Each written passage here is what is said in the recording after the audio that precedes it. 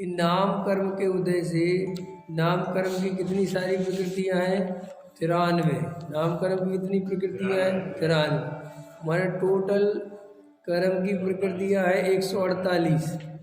इसमें से 93 तो किसकी है? नाम कर्म की है। नाम कर्म बहुत बड़ी चीज है, सबसे ज्यादा, क्योंकि शरीर के सारे अंगों पांव, कैसा चेहरा, कैसी आंखें, कैसा स्वर, कैसा कलर, ये सब नाम कर्म से होता है। यश मिलेगा, अपयश मिलेगा, अच्छा गाओगे, बुरा गाओगे, तुम्हारी आवाज कैसी होगी, समझ गए ना? सुस्वर दुस्वर। अब पहले तो 93 प्रकृतियां पढ़ते थे तो याद थी, अभी तो भूल गए। तो 93 नाम कर्म की प्रकृतियों का कोटा बहुत बड़ा है।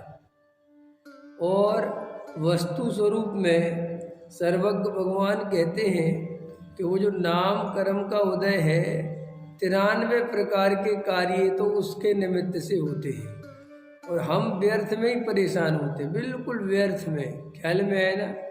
हमारा शरीर का परिणमन समझ लो निमित्त की तरफ से, उपादान तो स्वयं पुद्गल द्रव्य का है, लेकिन निमित्त की तरफ से भी समझना हो तो प्योर नाम कर्म का उदय उसमें काम करता है। जीव के योग उपयोग से शरीर में कुछ नहीं होता, वस्तु स्वरूप तो ये है। ख्याल में है ना? जैसा नाम कर्म का उदय होगा तो वैसा ही शरीर। अब कभी कभी ऐसे मन में प्रश्न आते हैं, बहुत सारे लोगों को आते हैं, उन प्रश्नों के भी समाधान खोजने चाहिए। जैसे ऐसे प्रश्न आते हैं, साहब गरीब आदमी कुछ भी खाता है, कुछ भी वो करता है, फिर उसका शरीर स्वस्थ रहता है। बड़ा आदमी इतना बढ़िया सब खाता पीता है, मल्टीविटामिन्स लेता है, फिर भी वो सब बीमार रहता है। ऐसा मन में बहुत प्रश्न आते हैं। इसका आपको कारण नहीं पता। कारण ये है, सबका ही एक साथ सब चीजों का पुण्य का उदय आ जाए, ऐसा पंचम काल के जीव की होनहार नहीं है। और सभी चीजों का पाप का उदय आ जाए, ऐसा भी नहीं है। तो अब गरीब के पास रोटी नहीं है, लेकिन शरीर का पुण्य का उदय है। अंतर समझ में है ना? समझ में आया मैं क्या कहना चाहे? तो पकड़ गए बात। मैंने सब ओर से सुखी नहीं हो सकती तुम संसार में।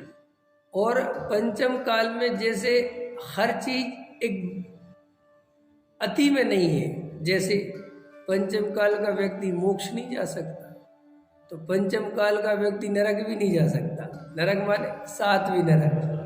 ख्याल में है कि नहीं है? हर चीज की जो अति होती है वो नहीं होती पंचम काल में, सब थोड़ा थोड़ा। ऐसे यहाँ पर कोई राजा महाराजा बनता है तो सदा काल के लिए नहीं बन सकता। पहले के तो राजा महाराजा बन गए तो चल रहे, हाँ अब नहीं, अभी नहीं, अभी सब खत्म है।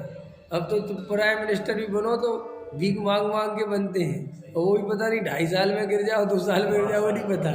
ठीक है ना?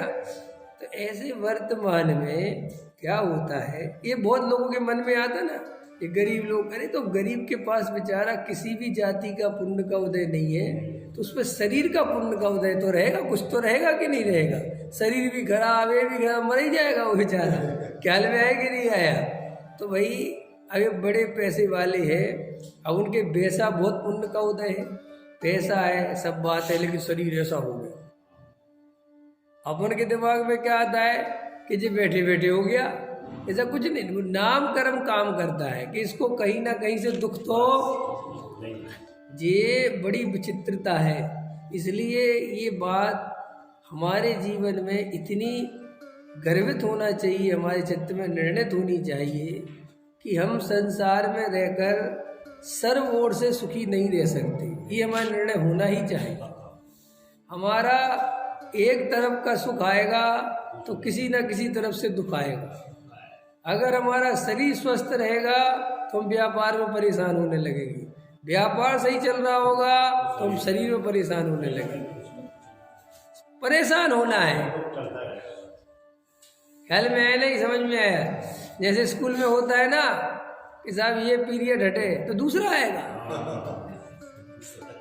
है? पढ़ते थे अपन जब, दिमाग में रहता था ना ये हट जाएगी, लेकिन भाई तो 2 मिनट बाद दूसरा आ जाएगा, ऐसे कहा तुम शांति से बैठ पाओगे? है ऐसे? यह है एक कर्म का उदय हटेगा दूसरा।